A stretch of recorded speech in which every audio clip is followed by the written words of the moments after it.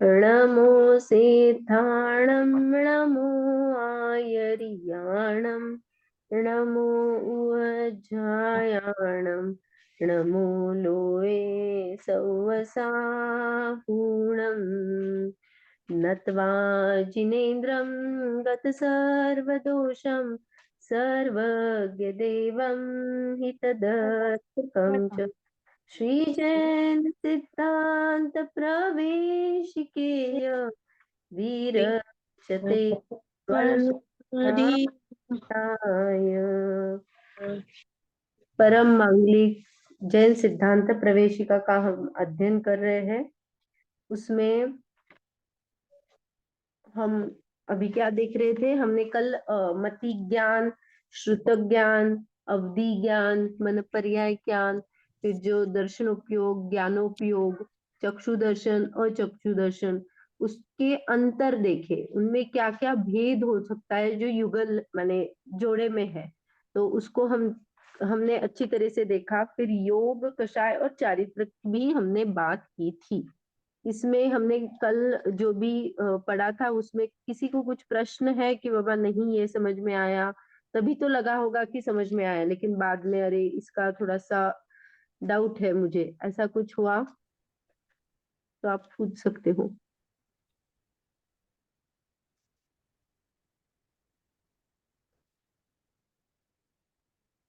Clear है सभी? जी हाँ, तो स्टार्टिंग में मैं द्रव्य गुण पर्याय के बारे में कुछ प्रश्न पूछने वाली हूँ।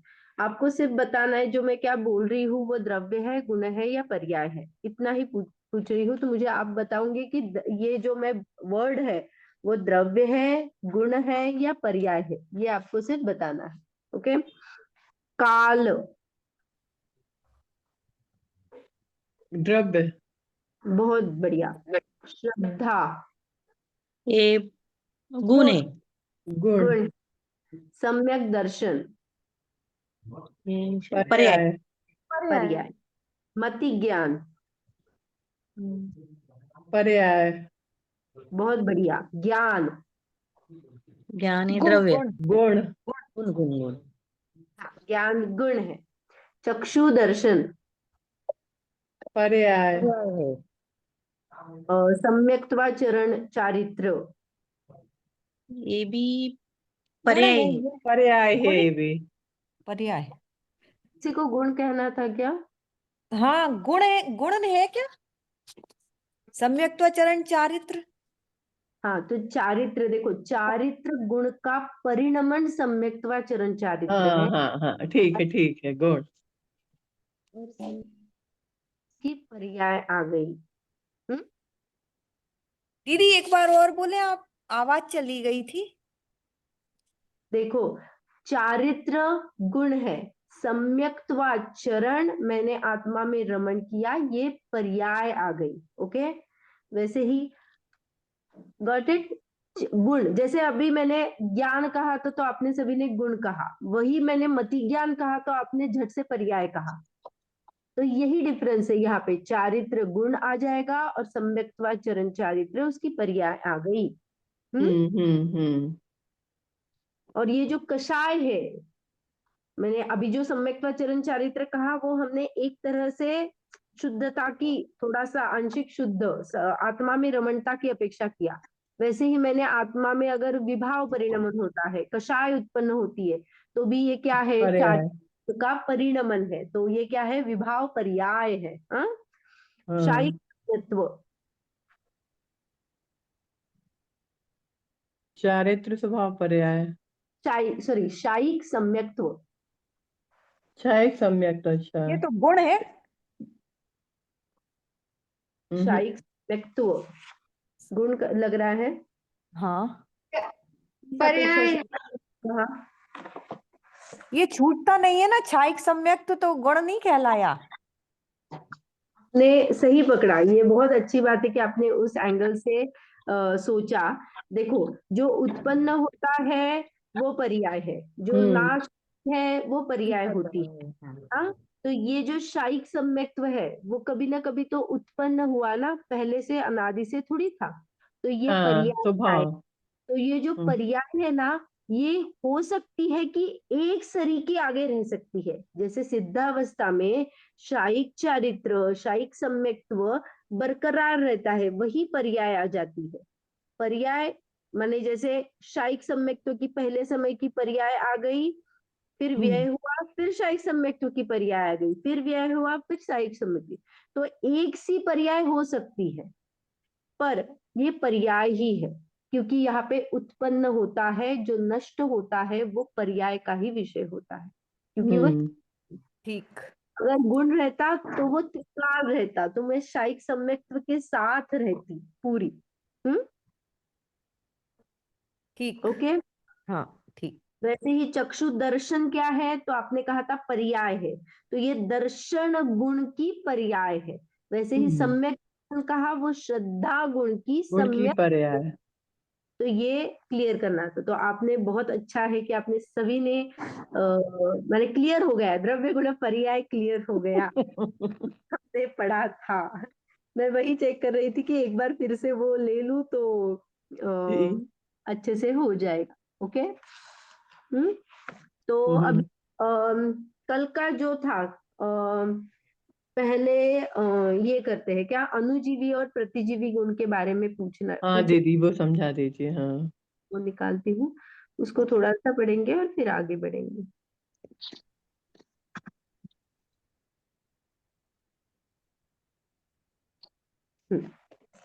देखो, अणुजीवी गुण किसे कहते हैं? यहाँ पे क्या लिखा है डेफिनेशन में, वस्तु के भाव स्वरूप गुणों को अणुजीवी गुण कहते हैं। जैसे हाँ, संपर्क, चारित्र्य, सुख, चेतना, स्पर्श, रस, गंध, वर्ण आदि। तो हाँ, ये तो भाव स्वरूपी और अभाव स्वरूपी है। प्रतिजीवी का सिर्फ वहां पे वस्तु के अभाव प्रभाव का है। हाँ, स्वरूपी गुण कहा था। ओके। तो ये जो भाव और अभाव क्या है, भाव इज विद्यमानता और अभाव इज अविद्यमानता, माने होना हाँ, और नहीं होना। हाँ, ये तो है। तो हमें डाउट आ जाता है कि गुण गुण तो अनादि अनंत मेरे साथ रहते हैं, कभी भी उस माने गुण तो सदा ही रहते हैं, तो विद्यमानता हुई ना, वहां पे कहाँ पे अभाव हो गया? गुणों का ही अभाव हो गए तो द्रव्य का भी अभाव हो जाएगा। ऐसा एक एंगल माने ऐसा सोचना होता है हमारा। लेकिन यहाँ पे जो विद्यमानता कहा है, वो भाव स्वरूप और अभाव स्वरूप गुणों का नहीं कह रहे हैं। तो अणुजीवी और प्रतिजीवी का भेद तो परिणमन के हिसाब से हम करते हैं। जैसे मेरा गुण है सम्यक, माने जैसे चारित्र गुण लिया, हमारा चारित्र चल रहा है तो चारित्र गुण लिया। चारित्र गुण का जब भी सद्भाव कुछ न कुछ अंश में तो जीव के साथ रहता है, तब उसे अणुजीवी गुण कहते हैं। फॉर एग्जाम्पल, जैसे यह ज्ञान गुण से लगाते हैं, ज्ञान गुण से आपको एकदम झट से ये हो जाएगा, क्लियर हो जाएगा। देखो, कोई भी जीव हो, वो निगोद की अवस्था हो, एकेंद्रिय, सूक्ष्म, लब्ध, अपर्याप्त ले लो, या फिर वो मुनिराज ले लो, या कोई भी जीव ले लो, उसको ज्ञान जो गुण है उसकी पर्याय में भाव रूप उसका वेदन कुछ न कुछ तो परसेंटेज में होता ही होता है। कल के एग्जाम्पल में ये जो है वो यहाँ से माने ऐसा हो सकता है, ऐसा हो सकता है, ऐसा हो सकता है, लेकिन ये पूरा ऐसा कभी भी ज्ञान गुण का नहीं होता है। ये क्लियर हुआ? कल का पेंसिल का याद है ना एग्जाम्पल? या इसको आवरण कर दिया, तो ये हाँ, आवरणात्मक हो सकता है, चारित्र भी अंश में प्रकट हो सकता है। तो ये जो अणुजीवी गुण है उसमें उसमें कभी भी उसका कुछ भी प्रकटता नहीं है, ऐसा कभी भी नहीं होगा। पर्याय में उसका कुछ ना कुछ तो अंश एकदम माइन्यूट लेवल पे होगा ही होगा, वह कहता है अणुजीवी गुण।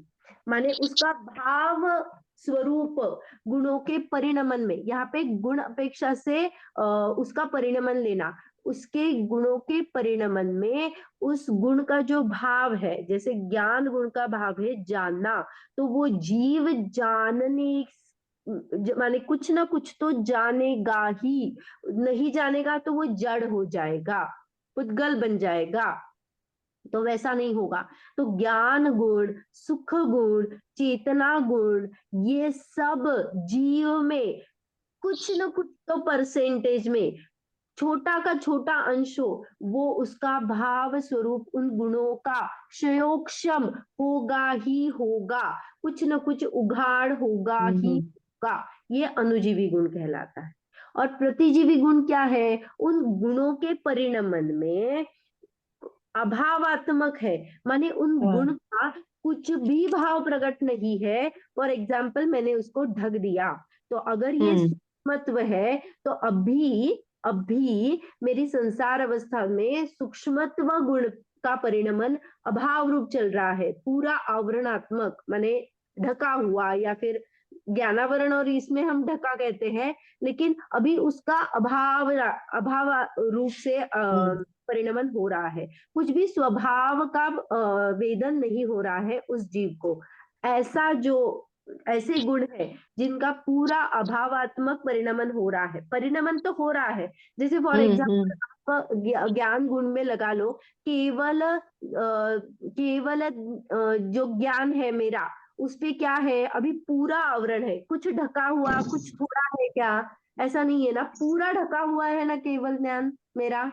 हाँ हाँ, तो ये जैसा है ना, पूरा ढका हुआ है ना, वैसा वाला ये जो अन्य गुण है ना, वो पूरे ढके होते हैं। मैंने केवल ज्ञान कहा तब कंफ्यूज नहीं होना, हमारे पास मति श्रुत है, तो वो ज्ञान का उघाड़ भावात्मक कुछ न कुछ परसेंटेज में हो रहा है।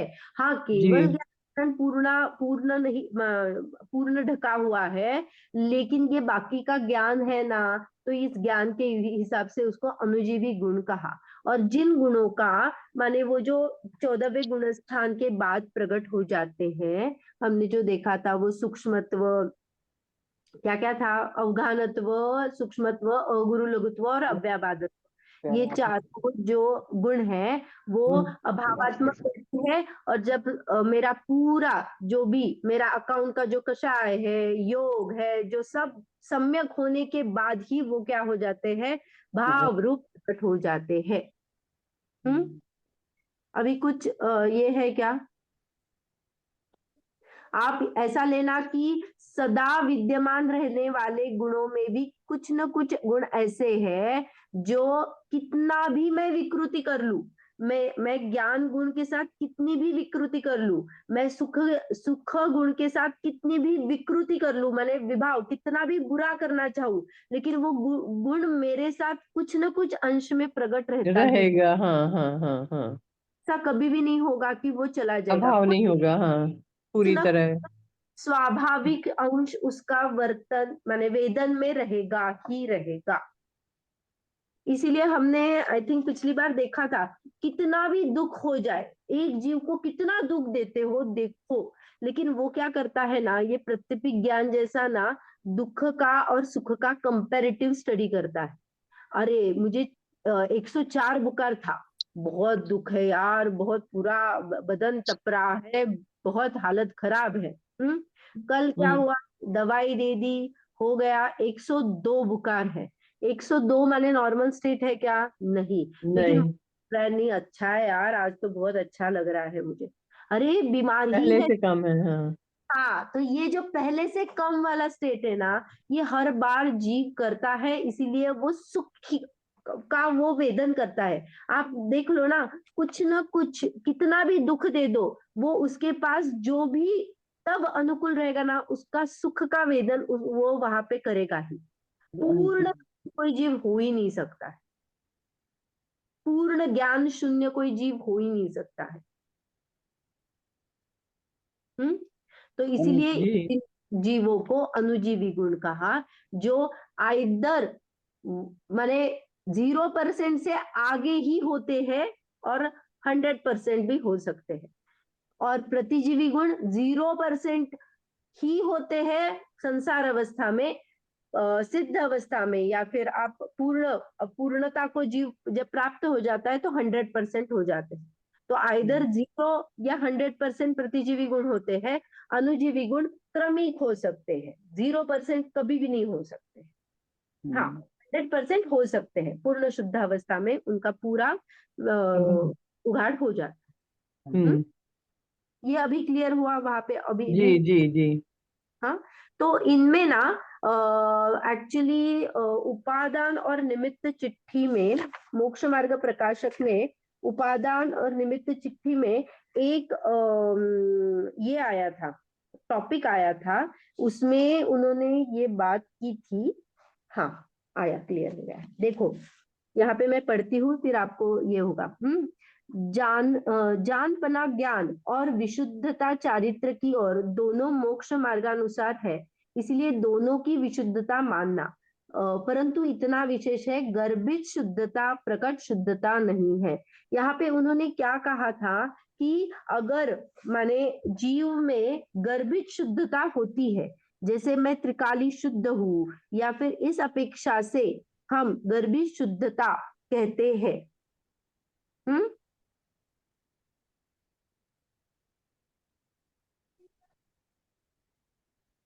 गर्भित शुद्धता माने क्या है? मेरे पास कुछ न कुछ अन्योजीवी गुण का कुछ न कुछ परसेंटेज में जो उघाड़ है, उससे ही मैं पुरुषार्थ करके मैं पूर्ण अवस्था को प्राप्त कर सकती कर लूंगा। हाँ, तो वो पहला मिनिमम कुछ ना कुछ उघाड़ चाहिए ना, तो ये गर्भित शुद्धता हम कहते हैं।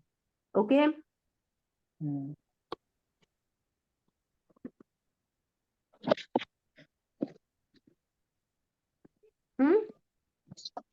ये क्लियर है? मेरे पास एक है अणुजीवी और प्रतिजीवी का स्वरूप, लेकिन वो मैं आपको भेज दूंगी, तो आप पढ़ लेंगे। तो वो जी जी जी जी दीदी।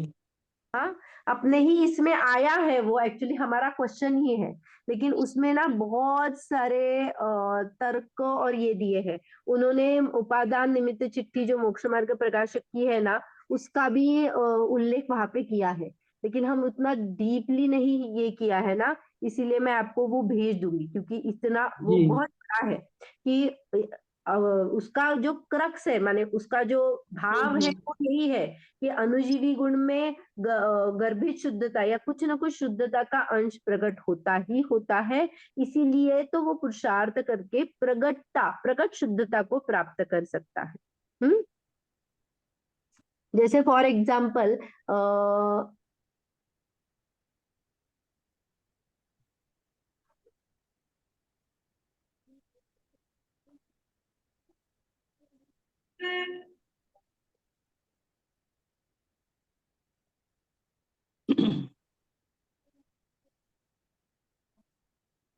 देखो यहाँ पे एक्चुअली वो कहना क्या चाहते थे, चारित्र और ज्ञानपना दोनों एक साथ विशुद्धता, दोनों में ही एक साथ विशुद्धता मानना, तभी ये हो जाता है, क्या मोक्ष हो जाता है।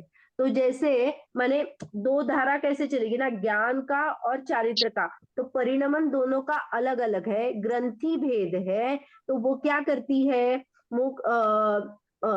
ऊर्ध्वता करती है। जैसे ज्ञान गुण है तो ज्ञान गुण में ज्ञान की शाखा अलग होती है, और चारित्र का चारित्र अलग काम करता है। तो जब ज्ञान गुण शुद्धता को प्राप्त हो जाता है, तब ज्ञान गुण निर्मल हो जाता है, और चारित्र गुण की भी शुद्धता चारित्र गुण से निर्मल हो जाती है ना। वो अपने अपने गुण से शुद्धता को प्राप्त होते हैं, इसीलिए केवल ज्ञान और यथाख्यात चारित्र, ये दोनों क्या हो जाते हैं, अंकुरित हो जाते हैं। लेकिन उसका बीज, जो छोटा सा पार्ट जो गर्भित शुद्धता है, वो कहीं ना कहीं अब हम बैक ट्रैक करेंगे तो वहां पे पहले स्टेट पे रहती ही रहती है। तो वो क्या है, क्योंकि वो अणुजीवी गुण है, अणुजीवी गुण है तो कुछ ना कुछ उसका शुद्धता का अंश रहता है, इसीलिए वो ग्रो करके पूरे इसको प्राप्त करती है। यहाँ पे इतना कहना है। ओके, तो चाहिए तो मोक्ष मार्ग प्रकाशक का 358 पेज नंबर है, जहाँ पे 358। हाँ 358 जी जी, पढ़ लूंगी मैं। हाँ वित्त शुद्धता की बात की है। थोड़ा सा जी। उसके कि ये करना ने एकदम वहां पे वो बात आई है गर्भी शुद्धता की, जी, उसके अच्छा बता रही है दीदी, मैं पढ़ लूंगी। हाँ। थोड़ा सा ये करेंगे तो आपको थोड़ा सा ख्याल आ हम्म, जाए। ओके, तो जी। ये क्लियर हो गया। हाँ, तो अभी हमने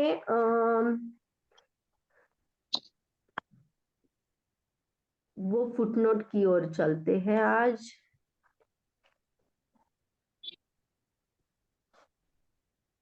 ये तो हमने किया था। हाँ, यहाँ देखिए, सम्यक्त्व के अविनाभावी होने के कारण से व्यवहार से सम्यक्त्वा चरण चारित्र भी कहते हैं। चौथे गुणस्थान से ही अनंतानुबंधी कषाय के अभाव में प्रकट होता है। यहाँ पे जब सम्यक्त्व प्रकट होता है तो कौन कौन सी चीजें हमें प्राप्त होती है? प्राप्त माने ऑटोमेटिकली मिल जाती है, क्योंकि वो गुणों का पहले विभाव परिणमन होता था, अभी वो क्या हो गया? स्वाभाविक परिणमन हो गया। जैसा हम कहते हैं ना, वैसे ही 8 शंकादि दोष हट जाते हैं और अष्ट अंग का पालन हो जाता है। ये दोनों कॉम्प्लीमेंट्री है। फॉर एग्जाम्पल, जैसे देखो, मुझे क्या है? शंका है। शंका है माने क्या? यहाँ पे मोक्ष मार्ग का प्रकरण है, तो यहाँ पे मोक्ष मार्ग के परिप्रेक्ष्य में ही बात करेंगे। तो ये जो हमने 4 बातें देखी थी सम्यक सम्यक दर्शन के निमित्त में, जो गुरु शास्त्र का श्रद्धान, 7 तत्व का श्रद्धान, स्वपर का श्रद्धान और आत्मा का श्रद्धान, इन चीजों में शंका जब होती है तो सम्यक्त्व नहीं होता है। तो ये जो शंकादि दोष हट जाते हैं तो मैं निश्चित हो जाती हूँ। ओके, वैसे जी। ही कांक्षा, मुझे इच्छा होती है तो सम्यक दर्शन माने इच्छा रहना, और फिर मैं क्या होना? निकांक्षित, मुझे इच्छा नहीं है बहुत सारा, माने जो सभी पापों में लगा लेना, इसकी इच्छा उसकी इच्छा, जो हमारा जो भोग भोगने की जो लालसा रहती है, वो वहां पे क्लियर हो जाता है कि ये भोग क्या है? दुख का ही कारण है। सुख की, हम्म। दुख की लेवल क्या है? वो हमें सुखा, एक्चुअली सुखाभास है, हमें लगता है उनमें सुख है लेकिन सुख नहीं है। तो वो शंका कांक्षा, विचिकित्सा, विचिकित्सा माने ग्लानि नहीं आना। वो क्या करता है? पुद्गल को पुद्गल देख रहा है, उसमें इष्ट अनिष्ट की कल्पना नहीं करता है, तो वो क्या हो जाता है? निर्विचिकित्सा गुण उनको प्राप्त हो जाता है। फिर क्या है? मूढ़ दृष्टि था, कुछ न कुछ उसमें मूढ़ता थी, कुछ न कुछ अंश में विपरीत मान्यता थी, लेकिन अब क्या हो गया? अमूढ़ दृष्टि, अन्य देव में कोई अन्य देवी देवता है, उनके प्रति कोई अहोभाव नहीं आता है। समता नहीं, भाव आता है लेकिन अहोभाव नहीं है। नहीं उसका आता। प्रशंसा, क्या स्तवन नमस्कार आदि वो कुदेवों को नहीं करता है, सच्चे वीतरागी देवों को ही उसका क्या है। तो वो अमूढ़ दृष्टि है। फिर क्या था? अनुपगुहन, अनुपगुहन माने मैं दूसरों के दोषों को ऐसे ही किसी को बता देती थी, लेकिन अभी सम्यक दृष्टि क्या करता है? धर्म की निंदा नहीं हो तो कोई क्या हो जाता है? कभी किसी के रागवश क्या हो गया? कोई मुनिराज थे, राग, तीव्र कषाय का उदय आ गया, उनसे कुछ कुछ न कुछ दोष घटे।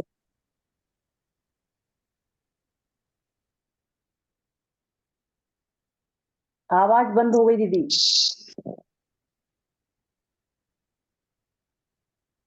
नेट चला गया। तो चार्ट के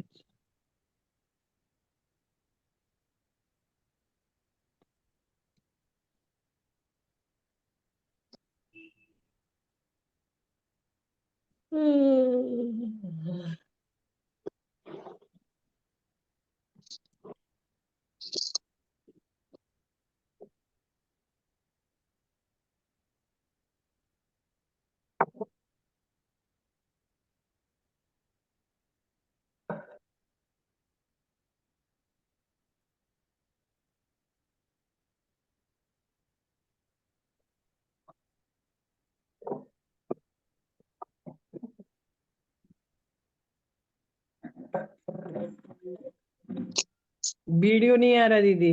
आवाज भी नहीं आ रही। हाँ, सॉरी सॉरी सॉरी।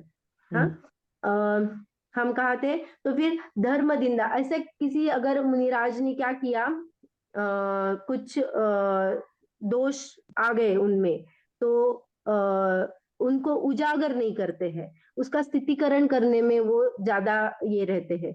दोषों को, दूसरे के दोषों को छिपाना, अपने दोषों को उजागर कर क्या करना, उसका प्रायश्चित करना, ये सब क्या होता है, सम्यक दृष्टि का अंग होता है। तो उपगुहन नाम का उनका अंग है, जो 8 अंग बोले हैं ना, तो निशंकित, निकांक्षित, निर्विचिकित्सा, अमूढ़ दृष्टि, उपगुहन। फिर स्थितिकरण, स्थितिकरण माने कोई मुनिराज होते हैं जो धर्म से हम्म। चलायमान हो जाते हैं, या कुछ अगर उनमें कमियां आ जाती है तो वो उनका दोष। स्थितिकरण कराते हैं। हम्म। हम्म। नहीं, हम जो सम्यक दृष्टि नहीं रहता है वो क्या करेगा, अस्थितिकरण कराएगा, चल भोगों में रमते हैं। तो वहां पे जो चलायमान हो जाता है तो उसके दोषों को उजागर करेगा। ये सब सम्यक दृष्टि होने के बाद ये चीजें नहीं होती है, श्रद्धान से उनको क्लियर हो जाता है कि ये क्या है। ओके। वात्सल्य, उनके पास बहुत विनय, वैयावृत्त आदि यथा योग्य, जिस भूमिका में है उनकी यथा योग्य विनय वैयावृत्ति वो करते हैं। ये यहाँ पे सिर्फ सम्यक दृष्टि की बात चल रही है। हाँ, आप जी सभी जी। गुण, चतुर्थ, पंचम, षष्ठम सभी का लेना, इसीलिए हम्म। था कि यथा योग्य विनय वैयावृत्ति करता है। तो जो अगर चतुर्थ गुणस्थान वाला होगा तो वो वैसे मुनिराजों की वैयावृत्ति आदि करेगा। तो यथा योग्य लगाना, सभी जैसे गुणस्थान में आपकी आपकी भूमिका होगी वैसा उनका चारित्र वैसा होगा।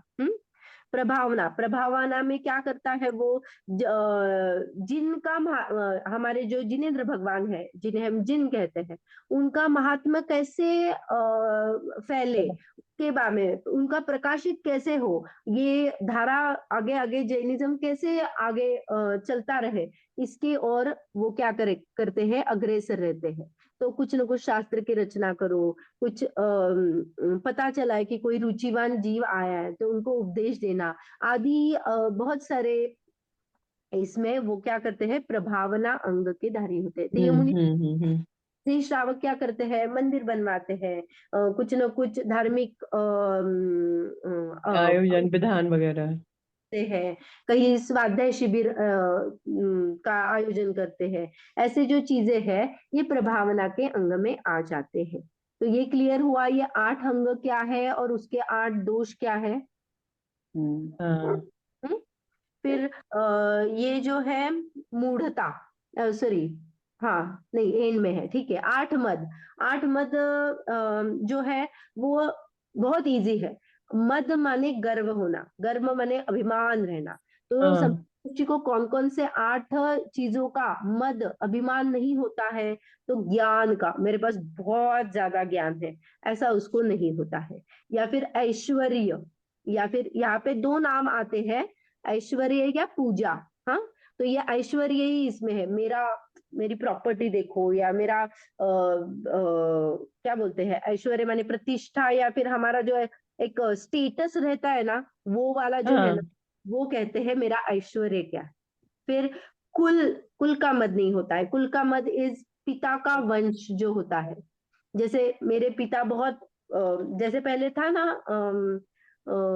जैसे कौन था, हनुमान राक्षस वानर वंश का था, तो हाँ। ये वंश रहते हैं, तो ये वंशी थे ना। तो वैसे पिता का जो होता है वो वंश को कुल कहते हैं, और माता का वंश जो होता है वो जाति होता है। तो वहां पे कुल का, जाति का कोई भी मद नहीं होता है। मेरी मम्मा ना इस जाति की है तो देखो एकदम बढ़िया, वो ग्रेट है, ऐसा जो होता है ना वैसा वाला मद नहीं होता है। बल का मद नहीं होता है, मुझ में बहुत ज्यादा पावर है, ऐसा वाला मद नहीं होता है। रिद्धि का, धन का मद नहीं होता है, मेरे पास बहुत धन है, मेरे पास बहुत सारी वृद्धियां है, ऐसा वाला मत नहीं होता है। तप का भी मत नहीं होता है, मैं बहुत कठिन तप करता हूँ, मुझ में उतना स्टैमिना को नहीं आएगा, वो बल में आ जाएगा, लेकिन मेरा तप बहुत श्रेष्ठ है, या फिर मैं बहुत ज्यादा तप धारण कर सकता हूँ, ऐसा वाला मद नहीं होता है। या रूप का, शरीर का सम्यक दृष्टि को मद नहीं होता है। तो ज्ञान, पूजा, कुल, जाति, बल, रिद्धि, तप, शरीर या फिर रूप लगाना, वो सिनोनिम्स है। रूप ले लो, शरीर ले लो, एक है। धन ले लो, रिद्धि ले लो, एक है। और ऐश्वर्य और पूजा, कई कई जिनवाणी में ये नाम आते हैं, कई कई दूसरे आते हैं, तो भाव तो एक ही है। ये 8 मद सम्यक दृष्टि को नहीं होते हैं। 6 अनायतन, 6 अनायतन क्या है? तो हमने देखा था कि जो 3 मूर्ता होती है, आगे ही देखो 3 मूर्ताओं का त्याग होता है। तो मूर्ता माने क्या? देव, गुरु और आगम। आगम माने शास्त्र ले लो। देव, गुरु और शास्त्र, इनमें जो विपरीतता है उनका त्याग होता है। फॉर एग्जाम्पल, देव, जहां पे मारने की इच्छा हो, रागी द्वेषी देव हो, वहां पे क्या हो जाता है? ये इसकी 0% में ये रहता है, समता भाव रहता है। लेकिन कहीं पे भी उसको आस्तिक्य नहीं होता, अरे ये कुछ कर देंगे, ये भला कर देंगे, ऐसे भाव नहीं होते। गुरु, पाखंडी गुरु हो या ऐसे चीजों में उनकी ये मूर्ता उसके दिमाग में नहीं होती है। और आगम में भी जो शास्त्र है, तो कहाँ पे जो जहाँ पे राग का पोषण किया जाए, ऐसे शास्त्र वो उसको पता चल जाता है कि ये शास्त्र योग्य नहीं है। तो जहाँ पे वीतरागता पोषक हो, ऐसे ही शास्त्र होते हैं। तो ये जो 3 मूर्ता है, देव, गुरु और आगम प्रति, वो नहीं करता है। और फिर ये क्या है? 3 अनायतन क्या है? तो ये 6 अनायतन क्या है? तो ये जो 3 है ना, कुदेव, कुगुरु, कुशास्त्र को स्वयं को नहीं करता है, स्वयं वहां पे नहीं जाता है। और जो उसके सेवक है, जैसे मेरा गुरु है और उसका शिष्य है, तो गुरु के पास या देव के पास तो नहीं जाएगा, लेकिन वो जो शिष्य फॉलो कर रहा है ना, उसको भी वो नहीं देखेगा। क्लियर हुआ? अनायतन में 6 अनायतन है कि कुगुरु, कुदेव और कुशास्त्र, और उनके जो सेवक है वैसे वाले आयतन, वहां पे भी वो नहीं जाता है या उसमें बिलीफ नहीं करता है। देखो, सम्यक्त्व जो गुण है ना, वो श्रद्धा के मामले है। तो उसको इतना क्लियर कट पता चल गया है कि कहाँ पे जानना है और कहाँ नहीं जानना है। हम्म तो जहां पे जानना है वहां पे उसकी श्रद्धा, ये 7 तत्व, देव, शास्त्र, गुरु, वहां पे कुछ भी डाउट ही नहीं है। क्लियर कट पता है कि यहाँ पे यस है और यहाँ पे नो है। हाँ। और फिर ये जो अंग और दोष है, उसमें भी, क्योंकि देखो ना, शंका जब क्यों आएगी? जब श्रद्धा में चलायमान आएगा। उसको पता है कि मैं कौन हूँ, जीव हूँ, अन्य द्रव्य मेरा कुछ करते नहीं है, खुद मुझ में क्या क्या गुण है। तो वो जो शंका रहती है ना, वो नहीं रहेगी। या हम्म गुरु के मामले में, देव के मामले में, आगम में कोई शंका नहीं रहती है। हाँ, शंका नहीं रहेगी तो वो कुछ भी पढ़ लेगा क्या? नहीं। निर्णय तो वो करेगा सम्यकता का, ये सही है कि नहीं, इसका निर्णय तो वो करता है। लेकिन निर्णय करने के बाद उसमें जानबूझ के दोष नहीं लगाता। वो उसमें क्या करता है, ये मैंने क्या किया, मेरा लक जो आइडियल पर्सन है उसको मैंने चूज के लिए कर लिया है कि जो सर्वज्ञ वीतरागी होते हैं वो मेरे आइडियल पर्सन है। फिर उन्होंने कही हुई वाणी में ना वो शंका नहीं करेगा, उन्होंने देखा है ना तो वो सही बात की हो, क्योंकि वो वीतरागी है। यहाँ पे ये बात है। और फिर क्या कहा था? जीव के भाव प्रशम, संवेग, अनुकंपा और आस्तिक्य से युक्त होते हैं। तो ये प्रशम क्या है? जहाँ पे राग आदि कषाय जो होते हैं, जो मंद से उदय आते हैं। तो मेरे राग जो है ना, वो मंदता से उदय में आते हैं, वो प्रशम है। संवेग क्या है? धर्म के प्रति अनुराग वर्तता है। संसार, शरीर, भोगों से भय लगता है कि अरे मैं भोगूंगा तो कहाँ नरक के दुख उठाने पड़ेंगे, कहाँ मैं इनमें पड़ी हूँ। तो संवेग को क्या कहा? धर्म अनुराग या संसार, शरीर, भोगों से भय लगता है। अनुकंपा माने प्राणी मात्र के ऊपर दया भाव रहता है। वो चारित्र माने यथा जहाँ पे भी उसका कार्य करेगा, तो वो एटलीस्ट मिनिमम सदाचार की कोटि में तो रहेगा। तप नहीं धारण करेगा, लेकिन सदाचार युक्त आचरण तो उसका होगा ही होगा।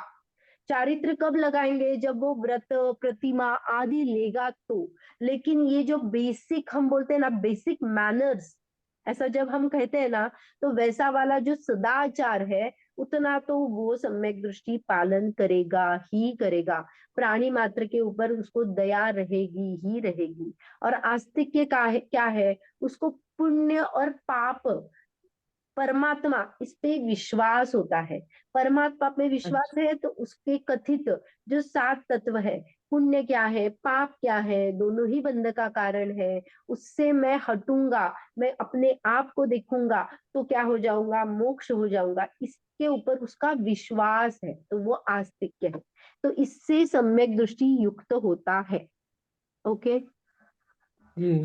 का देखा, जो श्रद्धान होता है उसका वो हम्म सम्यक होने के बाद उसमें जो 8 दोष कहे, शंका, कांक्षा, विचिकित्सा, मूढ़ दृष्टि, अनुपगुहन, अस्थितिकरण, अवात्सल्य और अप्रभावना, ये जो दोष है उसका अभाव हो जाता है और 8 अंग का पालन वो करता है। वो है निशंकित, निकांक्षित, निर्विचिकित्सा, अमूढ़ दृष्टि, उपगुहन, स्थितिकरण, वात्सल्य और प्रभावना। वैसे ही वह 8 मद से रहित रहता है, ज्ञान, ऐश्वर्य, कुल, जाति, बल, वृद्धि, तप और शरीर। फिर वो क्या कैसा है, तो 6 अनायतन से रहित है, वो 6 अनायतन में उसकी कोई भी श्रद्धा वर्तती नहीं है। कुदेव, कुगुरु, कुशास्त्र और उनके सेवक, वैसे वाले यहाँ पे भी उस क्षेत्रों में वो नहीं जाता है। और 3 मूर्ता का उसका त्याग है, देव मूर्ता, गुरु मूर्ता और आगम मूर्ता। ये पूरा वर्णन है ना, अभी जो कहा वो रत्नकरण शावकाचार्य में पूरे श्लोक से बताया गया है। ये पूरा विषय रत्नकरण शावकाचार्य का है। ओके। लेकिन हाँ आपको इतना ज्यादा नहीं आने वाला है। जब भी रत्नकरण शावकाचार्य पढ़ेंगे तो इसका डिटेलली हमारा स्टडी हो जाएगा। अभी के लिए यहाँ पे जो अभी जो सेंटेंस हमने पढ़ा कि सम्यक दृष्टि के जो ये जो फर्स्ट नंबर का अभी सेंटेंस, ना। तो वो उसमें कुछ डाउट है क्या? माने यहाँ पे ना सम्यक दृष्टि की महिमा बता रहे हैं, हाँ कैसे वो गृहित मिथ्यात्व से बचता है, अगृहित मिथ्यात्व से बचता है, और फिर कैसे उसके परिणाम हो जाते हैं। ये दोष भी नहीं लगते हैं, मद भी नहीं होते हैं, ये कुदेव मूर्ता नहीं रहती है, 6 अनायतों का त्याग रहता है उसको, तो उसका भाव कैसे होगा, निर्मल होगा, रुचि पूर्वक वो धर्म में क्या होगा, आरूढ़ होगा। तो ये जो है ना वो बताना चाह रहे हैं। हमने ये कब पढ़ा था? एक नोट कहाँ पे थी? जब हमने स्वरूपाचरण चारित्र को देखा था। जब मैं चतुर्थ गुणस्थान को प्राप्त करती हूँ या पहली बार वह मेरी श्रद्धा सम्यक हो जाती है, तो क्या हो जाता है, मुझे सभी ये 7 तत्वों का शुद्धान यथार्थ हो जाता है। ओके। हम्म। हम्म 15 मिनट है, किसी को कुछ प्रश्न है क्या? नहीं तो हमारा ये टॉपिक पूरा हो चुका है।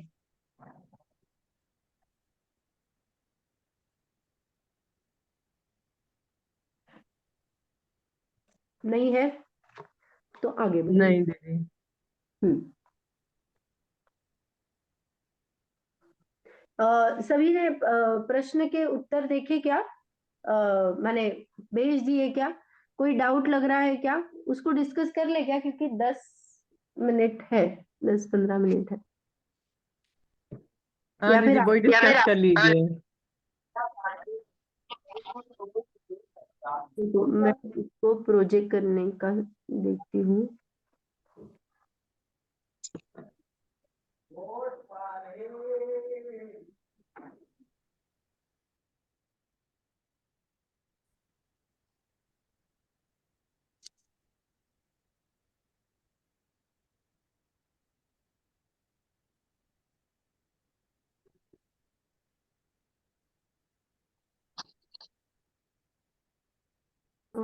मैंने आपको भेजा नहीं है ना आंसर्स?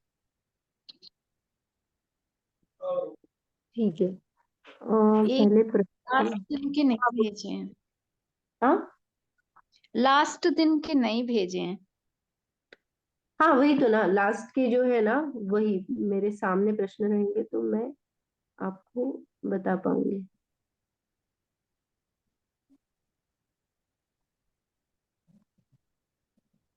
यस। तो देखिए, पहला प्रश्न था, क्या मन पर्याय ज्ञान का विषय आत्मा बन सकता है कि नहीं। आपने सही उत्तर बताया कि हमने क्या कहा था, मन पर्याय ज्ञान की डेफिनेशन में आया है वो रूपी पदार्थों को ही जानता है। तो रूपी पदार्थों को जानता है, इससे क्या क्लियर हुआ कि वो पुद्गल को अरूपी चीज को नहीं जानेगा, नहीं जानता। हाँ, रूपी हूँ तो मुझे जानेगा। और मैं अगर आत्मा, ये आत्मा कैसे होता है, क्या होता है, उसमें गुण होते हैं कि नहीं, ऐसा अगर मैं सोच रही हूँ, मैं चिंतन कर रही हूँ उसके बारे में, तो मेरे मन में स्थित उस विषय को वो जान पाएगा। तो ये आपने सही जवाब दिया था कि वो चिंतनीय आत्मा को जान सकता है, लेकिन ऐसा वाला आत्मा को नहीं जान सकता है। फिर अगाधि की परिभाषा अनुजीवी गुण की ओर से क्यों दी है। ये प्रश्न था ना। हाँ, हाँ, तो देखो, आघाती क्या है, जो घात नहीं करते, जो वेदनी आयु नाम गोत्र। कर्म है ना। के गुणों का घात नहीं करते। अगर हाँ, मैं अघाती की परिभाषा मैं अजीवी गुण से करूंगी, देखो, मैंने अनुजीवी गुणों की घाती की परिभाषा क्या की थी, जो गुणों का घात करता ना है। घात करते हैं आत्मा के। हाँ, घाती कर्म की परिभाषा में हमने कहा था, घाती जीवों के गुण का घात करती है, इसीलिए क्या कहा था, घाती। और अघाती जीव के गुण का वैसा वाला घात नहीं करती है जो मोक्ष मार्ग में लगता है, तो वो अघाती हो गया ना। तो यहाँ पे अगर मैं अघाती की परिभाषा भी वैसे ही करूंगी तो वो भी घाती हो जाएगा ना। मैं उसे करूंगी तो वो अघाती थोड़ी रहेगा, वो तो क्या हो जाएगा, घाती हो जाएगा ना। मैंने अघाती उसको कहा है, मैंने घातता नहीं है। समझ में आया क्या। अघाती नहीं समझ में आ रहा दीदी, ये क्या बोल रहा है।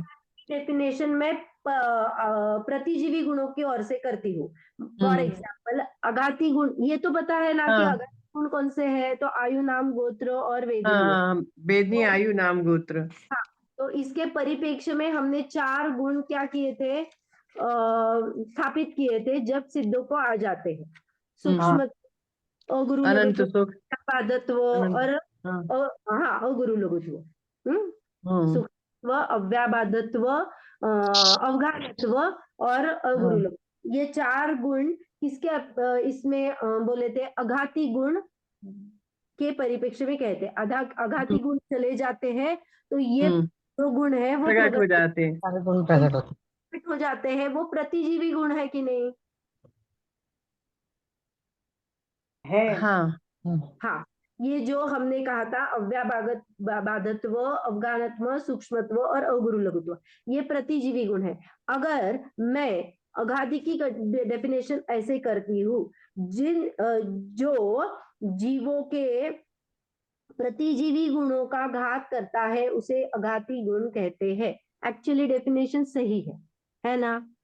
अघाती गुण क्या करते हैं, प्रतिजीवी गुणों का घात कर देते हैं, सही है ना। एक्चुअली में ये सही डेफिनेशन है, पर तो अगर घात ही करते हैं तो उसको अघाती क्यों कहा, ये गॉट इट। तो डेफिनेशन कैसे आई, जो अनुजीवी गुणों का घात नहीं करता है ना, वो अघाती। हाँ, हाँ, हाँ, अनुजीवी गुणों का घात नहीं करते। करोगे तो वो अघाती थोड़ी कहलाएगा। तो जहाँ पे घात नहीं हो रहा है उस गुण को ऊर्ध्वता करना पड़ेगा ना। तो जो अनुजीवी गुणों का घात नहीं करता है, इसीलिए उसको क्या कहा, अघाती गुण कहा। ये क्लियर हुआ आपको। हम्म ये अघाती कर्म प्रतिजीवी गुणों के घात में निमित्त होते ही होते हैं, लेकिन अगर मैं कहूंगी प्रतिजीवी गुणों का घात करता है तो उसको डेफिनेशन में वो घाती बन जाएंगे, अघाती थोड़ी रहेंगे। तो जो घात नहीं करते हैं ऐसा वाला अपेक्षा मुझे खोलनी है, इसलिए वहां पे क्या कहा, प्रतिजीवी गुण को नहीं लिया, वहां पे अनुजीवी गुण को लिया और परिभाषा बनाई। अघाती किसे कहते हैं, जो अनुजीवी गुणों का घात नहीं नहीं करता। करते। ये क्लियर हुआ अभी? हम्म आगे का, घाती अघाती कर्मों के भेदों में अनुजीवी गुणों को मुख्य क्यों किया है, अभी जो कहा था। हाँ, तो उसका परिप्रेक्ष्य क्या है, देखो अनुजीवी गुणों को मुख्य क्यों किया है मैंने, क्योंकि मेरा कार्य क्या है, मेरा प्रयोजन क्या है, तो मुझे सुखी होना है। मेरा प्रयोजन है मुझे सुखी होना है, तो सुख होने के लिए मेरे जो जीव जिनका घात होता है, तो इसीलिए मैंने क्या कहा, मेरे प्रयोजन में कौन से मेन गुण है, तो ज्ञान गुण है, सुख ज्ञान गुण, दर्श। ये गुण क्या है, अनुजीवी गुण है। हम्म हाँ, तो ये अनुजीवी गुण है, तो अनुजीवी गुणों को मुख्य करके मैंने घाती और अघाती की परिभाषा लिखी। क्यों? क्योंकि वहां पे मुझे मेरा प्रयोजन साधना है। सभी जीवों को सुख होना है, सुखी सुखी होना चाहते हैं, दुख से दूर भागते हैं, नष्ट करना चाहते हैं। इसीलिए वह, मैंने देखो ना, कोई भी जीव हो, चींटी भी क्या करती है, उसको बच जब भी भी मिस हो जाता है, कोई पानी आगे आ रहा है तो वहां से वो रास्ता मोड़ लेती है, या बदल देती। हाँ हाथ डाल दे देते हैं तो वो रास्ता मोड़ देती है। क्यों मोड़ती है? क्योंकि उसे सुखी होना है, वहां पे वो डेंजर में नहीं पड़ना चाहती है। तो सभी जीवों को सुखी होना है, तो सुख अनुजीवी गुण है, और उसका इसीलिए अनुजीवी गुण को मुख्य करके हमने जो भी हमारा डेफिनेशन है उसको मुख्यता की। ये देखो, दो क्वेश्चन है, क्वेश्चन 2 और क्वेश्चन 3। क्वेश्चन 2 में हमने अघाती को मुख्य किया था, और अघाती को घाती की ओर से परिभाषा नहीं करना चाहते थे, इसीलिए अनुजीवी गुण को लिया, ताकि वो अघाती अघाती ही रहे। हाँ, फिर वो घाती बन जाएगा। और घाती अघाती दोनों कर्मों को अनुजीवी गुण को मुख्य क्यों किया, प्रतिजीवी को क्यों नहीं किया? क्योंकि प्रतिजीवी गुण ना, मैंने कहा था कि ये सूक्ष्मत्व, अव्याबाधत्व, अगुरुलुगत्व, इनका जीव के साथ प्रयोजनभूत संबंध नहीं है, वो नहीं जान सकते हैं। मैं सूक्ष्मत्व क्या पैदा करता है, मैं जगह देती हूँ। मैं, मेरा शरीर इतना सूक्ष्म है कि अरहंत भगवान जहाँ पे, माने महावीर भगवान जहाँ पे है, इतना सूक्ष्म है कि दूसरा कोई भी आके वहां पे विराजमान हो सकता है। मैं किसी को अड़ाती नहीं हूँ। मेरे शरीर में माने जीव में ऐसी योग्यता प्रकट हो जाती है, जिसमें एक उसी क्षेत्र में असंख्यात प्रदेशी जो जीव है, वहां पे भी और सभी लोग क्या हो जाते हैं, आ सकते हैं, समा सकते हैं। ऐसा सूक्ष्म मेरा परिणमन हो रहा है। मैं अवगाहनत्व दे रही हूँ, सबको आने के लिए ओके हूँ। तो ये सब गुण मेरे सुख में प्रयोजनभूत है क्या? क्योंकि मैं अभी दुखी हूँ, तो मुझे दुख को हटाना है, तो ये गुण मुझे प्रयोजनभूत साध्य होगा का मेरा कार्य नहीं होगा। इसीलिए अनुजीवी गुण, जो जहाँ पे सुख गुण वर्तता है, उससे हमें मुख्य करके उसकी डेफिनेशन दी है। ये उसका आंसर है। ओके, फिर धारणा और स्मरण में क्या संबंध है, तो बहुत सही आपने बताया था। धारणा माने मेमोरी का काम होता है, और स्मरण माने रिकॉल होता है। मैं धारणा में की हुई चीज को मैं रिकॉल कर रही हूँ, उसको रिट्राइव कर रही हूँ फ्रॉम माई मेमोरी। ओके, तो ये अंतर है। क्या जाति स्मरण और अवधि ज्ञान एक है क्या? तो नहीं। जाति हमने क्या कहा था, मति ज्ञान का भेद है। अपना स्वयं का याद आ जाता, पूर्व जन्म ना। आपने बहुत अच्छी तरह से वो पॉइंट वाइज लिख के भेज दिया है कि जाति स्मरण मति ज्ञान का भेद है, वो आत्मा से होता है। मति ज्ञान का भेद है, वो इंद्रिय और मन के माध्यम से होता है। और फिर माने परोक्ष ज्ञान है वो। वैसे ही अवधि ज्ञान क्या है, तो वो प्रत्यक्ष ज्ञान है, आत्मा से होता है। हाँ, इसीलिए जाति स्मरण और विज्ञान में फर्क है, एक नहीं है।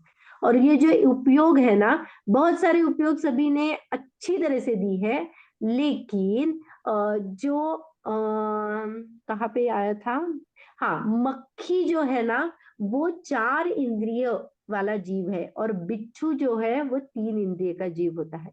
देखो दीदी ये स्पर्शी मोती की 2 इंद्रियां बताई हैं, कौन कौन सी होती 2 इंद्रिय मोती में? और रसना होती है उसको। देखो जब भी इंद्रिय बढ़ती है ना तो वो सीक्वेंस से हाँ, ही इस बार से शुरू होगी। स्पर्श रसना घ्राण चक्षु कर्ण ऐसा ही बढ़ेगा। तो ये तो कौन सा कहा था, बिच्छू है ना, बिच्छू 3 इंद्रिय जीव है। उपयोग आपने सही लिखे, लेकिन वहां पे इंद्रिया गलत हो गई तो उपयोग गलत हो गया। तो बिच्छू है वो 3 इंद्रिय जीव है, और मक्खी नॉर्मली जिनके पंख होते हैं या उड़ते हैं ना, ऐसे इंसेक्ट कीटक जो होते हैं वो 4 इंद्रिय होते हैं। मक्खी मच्छर ये सब 4 इंद्रिय जीव है। ओके, तो यहाँ पे सिर्फ एक ये होता मैंने बताना चाहते यहाँ पे चांद 4 इंद्रिय में चक्षु दर्शन भी आ जाएगा फिर मक्खी में। हाँ, 4 आपने उपयोग सही दर्शन लिखे चाहिए। इस पर रस गंध वर्ण। है ना, नहीं, उपयोग जो सही। 4 इंद्रिय है तो इसमें चक्षु दर्शन बढ़ जाएगा।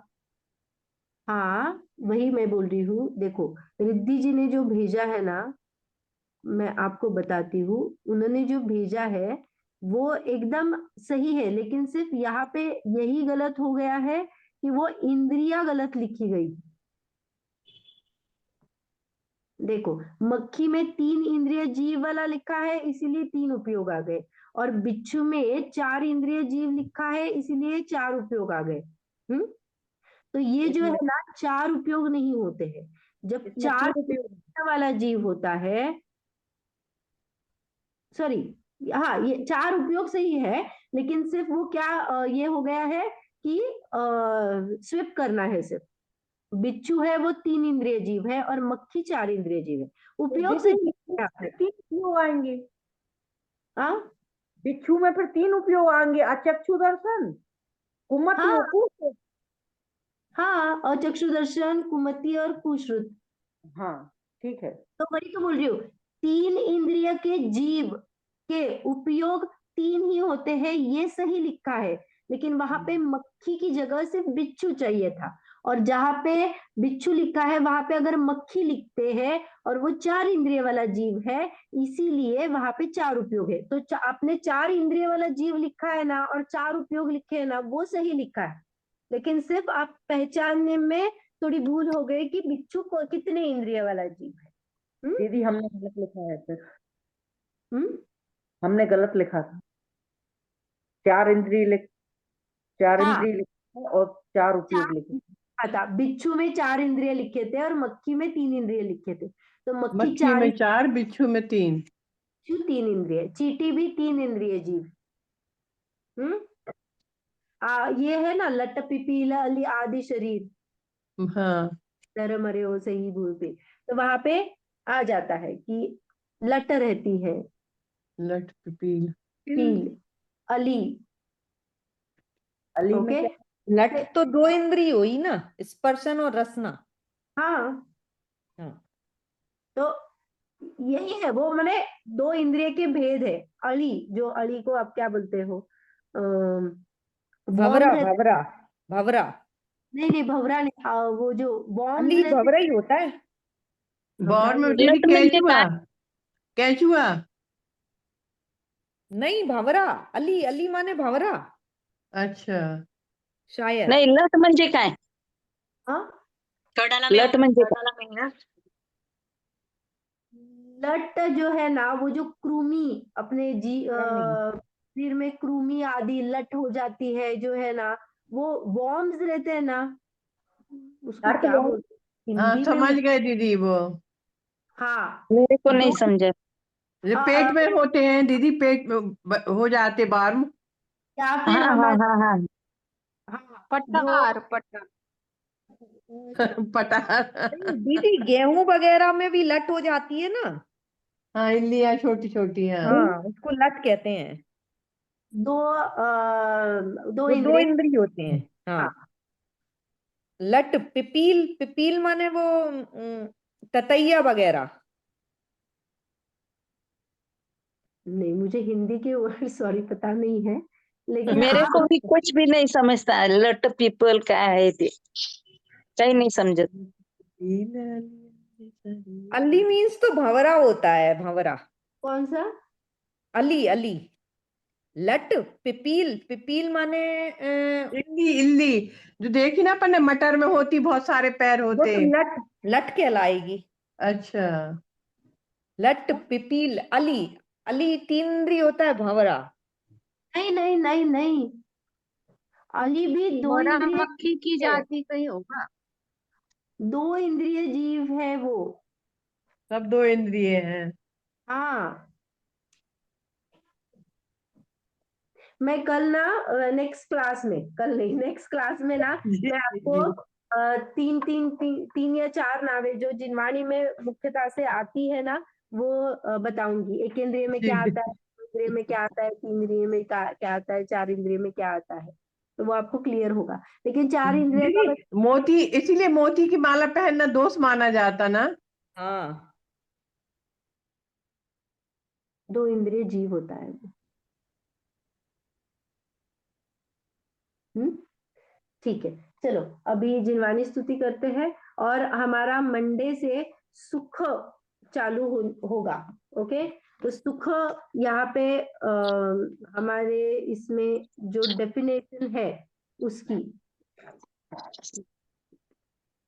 उसकी डेफिनेशन है आह्लाद का परिणाम, आह्लाद रूप आनंद जिसे आता है वो सुख है। जो सुख गुण हम में सदा वर्तता है, अनुजीवी गुण है, तो मेरे साथ वो किसी भी पर्याय में हूं मैं, वो मेरे साथ होता ही है। आंशिक ले लो लेकिन होता ही होता है। इसीलिए फिर मैं क्या हो जाती हूँ, निर्भर हो जाती हूँ। मेरा गुण है तो वो मेरे साथ ही रहेगा, मैं पूरी दुखी कभी नहीं हो जाऊंगी। हम्म। हाँ हाँ। हाँ। तो ये सुख क्या है, एक्चुअली सुख क्या है, परमार्थ से सुख क्या है, मैंने सुख किसको मान लिया है, और सुख कहाँ से मिलेगा, मैं कहाँ ढूंढ रही हूँ, ये बातें हम अगली इसमें करेंगे तो वो क्लियर हो जाएगा। इसका हम चार्ट भी बनाएंगे कि वो सुख माने क्या है। जी। ओके। तो अभी आज हमने जो प्रश्न किए उसके तो आंसर आ गए, तो उसके जो प्रॉपर आंसर है वो मैं भेज देती हूँ। अनुजीवी प्रतिजीवी गुणों का भी मैं भेज देती हूँ, और कुछ अगर फैक्ट्स है तो वो भी मैं आपको भेज दूंगी आज। ताकि वो सैटरडे संडे में आप कवर अप करिए। जी जी। हम्म। ठीक है, चले अभी जिनवाणी स्तुति करते हैं। निज निधि बताई पतारे इसके लिए जिनवानी माँ को नाशक बार वंदे नाशक बार काय उत्सर्ग करेंगे।